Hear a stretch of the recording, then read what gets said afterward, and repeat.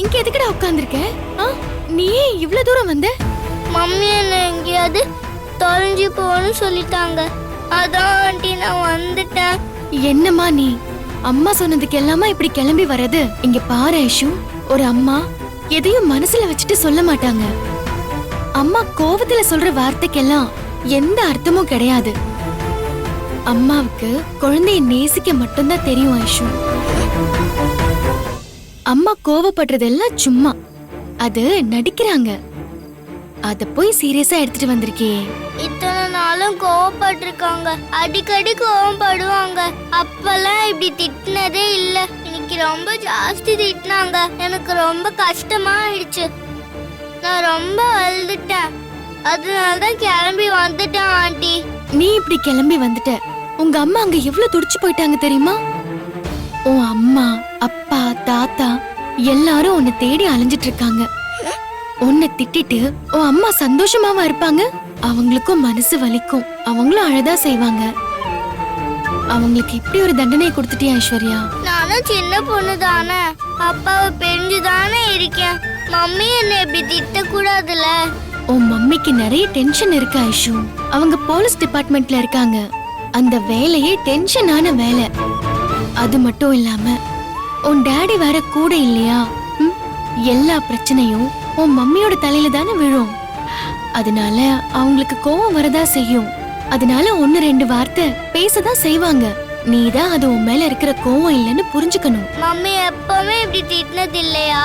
அதான் எனக்கு அழுகு வந்துச்சு. அதனாலதான் வந்துட்டேன் ஆண்டி. இது ரொம்ப ஆபத்தான ஊர் ஐஷு. வெளியே நிறைய கெட்டவங்க இருப்பாங்க. குழந்தைங்களை கடத்திட்டு போய் வேலை செய்ய வைக்கிறவங்க, குழந்தைங்களை விக்கிறவங்க, குழந்தைங்களை தூக்கிட்டு போய் நரபலி கொடுக்கறவங்க, இப்படி நிறைய பேர் இருப்பாங்க. அதனால குழந்தைங்க வீட்டை விட்டு வரவே கூடாது.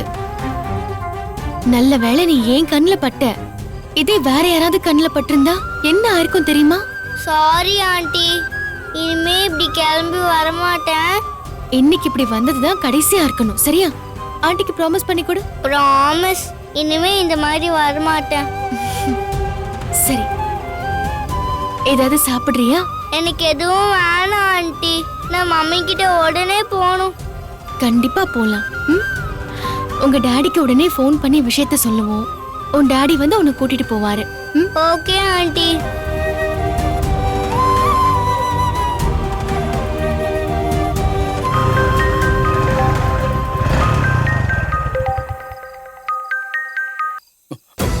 மல்லி. தீபன் சார், எங்க இருக்கீங்க? இங்க கிருஷ்ணா நகர்ல பாப்பாவை தேடிட்டு இருக்கேன். நான் பாப்பாவை பார்த்துட்டேன். அவ இப்போ என் கூட தான் இருக்கா. அப்படியா? எப்படி இருக்கா அவ? ஓகே தானே? ஒன்னும் இல்ல, அவ பத்திரமா தான் இருக்கா. சரி, நான் இந்த லொகேஷன் சென்ட் பண்றேன். நீங்க இங்க வந்துருங்க. ஓகே ஓகே ஓகே மல்லி, கொஞ்சம் குயிக்கா ஷேர் பண்ணுங்களேன். சரி.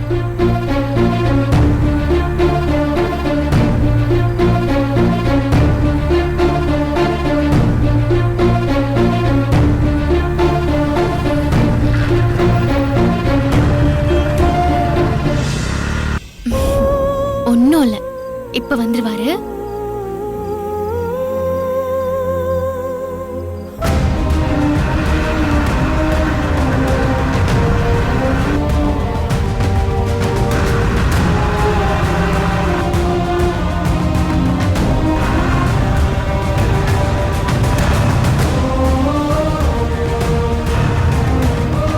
ஐஷு,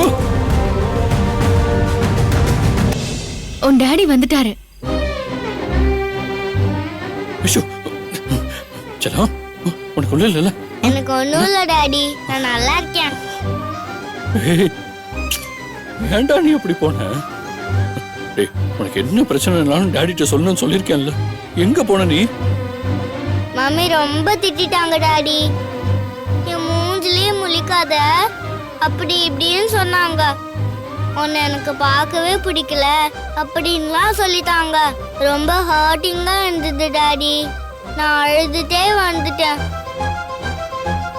ஐஷுமா, மம்மி உன்னை திட்டினது தப்புதான். இப்படி எல்லாம் உன்னை திட்டி இருக்க கூடாதுதான். நான் மம்மி எதுக்காக சத்தம் போடுறேன், சரியா? ஆனா நீ எப்பவும் எதுக்காகவும் வீட்டை விட்டு எல்லாம் வரக்கூடாதா தங்கம்? இங்க நிறைய கெட்டவங்க வருவாங்க, உன்னை கடத்திட்டு போயிடுவாங்க. கடத்திட்டு போய் என்ன செய்வாங்கன்னு டாடி உன்கிட்ட ஏற்கனவே சொல்லியிருக்கேன்ல. ஆமா, கையையும் காலையும் உடைச்சு வேலை செய்ய வைப்பாங்க. உனக்கே நல்லா தெரியுது இல்லம்மா, அப்புறம் எதுக்காக இந்த மாதிரி பண்ண? டாடி, டான்ஸ் காம்படிஷன்ல கலந்துக்கணும்னு நான் ரொம்ப ஆசைப்பட்டேன். மம்மி எனக்கு டான்ஸ் சொல்லி தரல, ஆனா மல்லி ஆண்டி தான் எனக்கும் வெண்பாக்கும் சொல்லி கொடுத்தாங்க.